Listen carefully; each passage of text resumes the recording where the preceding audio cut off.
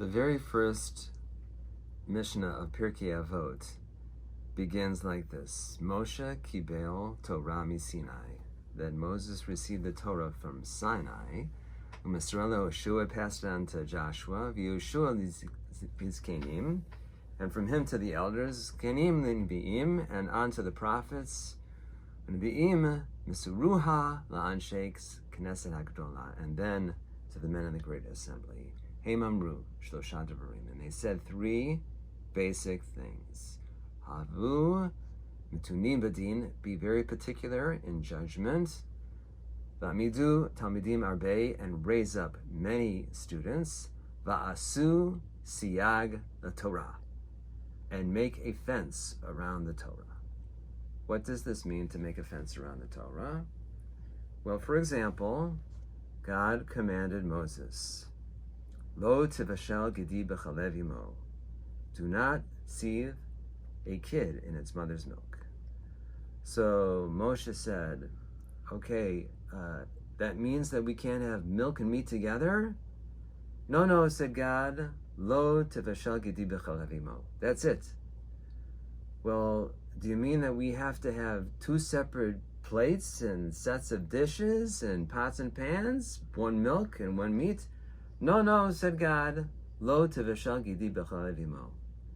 Okay, now Moses says, does that also include waiting a minimum of 3, 5, or 6 hours between eating meat and dairy? God finally said, look, Moshe, do what you want. And so he made a fence around the Torah. Thanks a lot, Moshe. We would like to share another kind of a fence with you. I had a project that I worked on at Camp Ramah. We used to have goats and chickens in a pen until the fence fell and broke it down.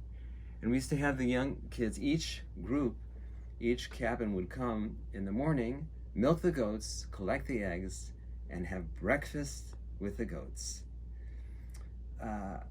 And we haven't had it since the fence broke down. So that was one of my projects, and I'd like to share a little bit of that work with you today. Okay, so this is a fence puller, this metal piece right here, and I have it attached to the come-along, and I'm going to hook it to this piece of rebar that I have on the old fence. The fence fell down from trees falling on it, and mostly that. So I replaced that section of it over there, which was really kind of demolished. I just cut it out and bought some new fencing. They call that deer fencing, and I just attached it onto the existing piece. But this piece over here, this tree had fallen down, and I chopped it out of the ground over here. I put in this new fence post over here, and we're going to come around and meet with that one over there. But before we do, I just want to try to make use of whatever fence we have. So I have a chain that's hooked up onto this tree over here, and give me a little more distance. And so I'm going to hook this come along onto the chain, and then I'm going to tighten it up.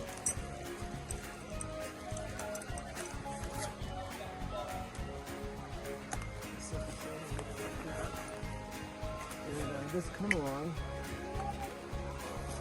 it has this little flat piece of metal over here. It's like backwards and forwards. So if you, in this position is to release the cable, and this is to tighten it. So we're just going to start tightening the cable a little bit, and then get it into a better position. See, once it starts to tighten up again. And then once we get the fence tight, we can staple it with a wooden post. We have to staple it in place, but those metal fence posts have a clip, and there's a method for putting the clip on. So see it coming into this place over here. I'm just going to straighten this out a little bit here like this. And of course, this old fence is a little bit twisted up and everything. I might just double it up with a new piece of fence, but I wanted to see if I could use this old fence because it's thick wire, it's pretty tough. And then we'll just put a layer around like I did in that other spot over there.